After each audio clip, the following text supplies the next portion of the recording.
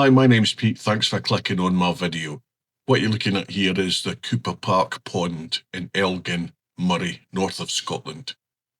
In 2014, the end of the pond there was dug up, and then a embankment was placed there as part of the River Lossy flood alleviation scheme. And that's prevented Elgin from flooding a lot. But what it did do is somehow interfered with the natural flow of water through the pond. And as a result, the water quality has gone down steadily since 2014.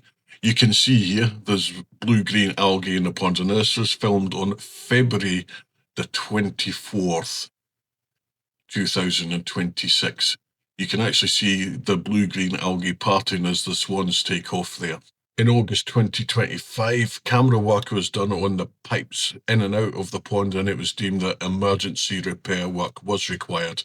That was combined with a levelling up fund of £18 million to make Elgin look a bit nicer. They've decided to drain the pond, put some more natural plants and habitat in there, and also a walkway for people to enjoy it. Started doing drone flights around the pond and documenting the work that was going on in the pond, just to sort of as an interest to see how it progresses over time.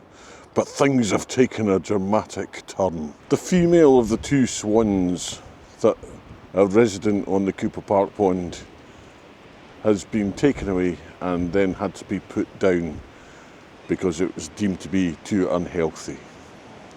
Now, understandably, there's a massive sadness and outrage because of that. But Moray Council are being held on trial in the highest court of the land, Facebook. And I'm not sure all the criticism they're getting is entirely fair. First criticism is that the work's been done during the swan breeding season, and this has caused undue stress to the swans, which culminated in the death of the female swan. You sure about that? You sure about that? That's why? Okay, we'll analyse that. So for my research, I used the Google results shown here, and according to the majority of them, it's springtime that swans will do their breeding, so particularly listing March until June. This footage was taken on the 27th of February, and you can already see that the pond is drained, almost empty, and the rescuers are already out there trying to rescue the swans. Next one is that the council should have handled the relocation of the birds better. Well, I'm not sure that they actually did need relocating in the first place. The National Swan Fact says that swans can take off on mud, dry land or water with 30 metres of runway. It's more difficult from dry land, but as the male proved, he could come and go as he proved. You can tell by the state of the mud and crap in the bottom of this pond, and the fact that they're going to clean it again, that the environment, the silt on the bottom of the pond isn't really good for sustaining life. There's not much weed for the swans and ducks and things to eat, which has been blatantly obvious to me since they did they dug up all the mud and put it back again, cleaned it and put it back again, and ever since then all the ducks and everything have gone. There's been nothing to sustain life. So the only reason that the few ducks that were left and the swans were here is because people fed them. But Facebook, in its wisdom, decided a few years ago that you shouldn't feed ducks and swans bread, and that you should give them grapes and things instead. And yeah, I'm not sure that is true, and according to the Swan Fact, that isn't true. As long as the bread's not mouldy, then swans are fine with it. It's fine. As long as it's not all that they get, then that's fine. What seems to have happened here is people decided that ripping off branches off trees and throwing them into the water with the leaves on would be good for the swans to duck under and eat the leaves. So you've got heaps and heaps of branches on the bottom of the pond, which in time would break down into biomass and provide insect growth and weed growth and things. But at the moment all you've got is what looks like a forest floor after a storm on the bottom of a pond. River running a wee bit high after Storm Dave. Without all the intervention and feeding, I don't think the swans would be at Cooper Park Pond at all.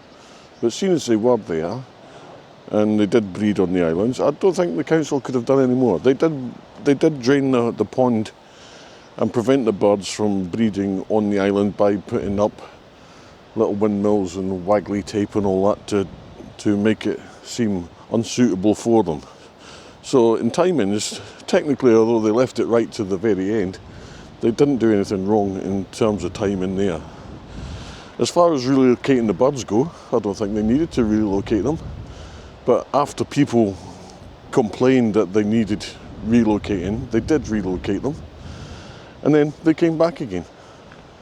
And without relocating them, who knows, maybe the pen wouldn't have got so stressed and would have survived if she'd have just been left to get on with it by herself. But 2 relocations was maybe too much for her. Nobody's saying that. Am I saying that? No. But I'm thinking that Moray Council are getting undue criticism and not everything is being taken into account. Now, of course, what everyone's saying now is swans breed for life and that male swan will now die of a broken heart. Well... You sure about that? Are you sure about that? According to the swan fact, the male swans, or any swan that loses their partner, will go for a period of grieving and then they will relocate and they may or may not take another mate. So it's entirely possible he will find another mate, or he might just join a flock of swans and live his days out happily with them. So all this nonsense about him dying of a broken heart is just Facebook being Facebook, I'm afraid. It's a sad fact that the circle of life is a circle of life and swans die all the time. If you go up to the main farm ponds, see dead swans there quite often. If you go to Spiny, see dead swans there quite often. They die. Avian flu is still a thing. It's affecting a whole heap of species of bird. Not just swans, but no one can rule that out. The pen just got ill. There's no evidence it was attacked by a dog, but that is a possibility as well.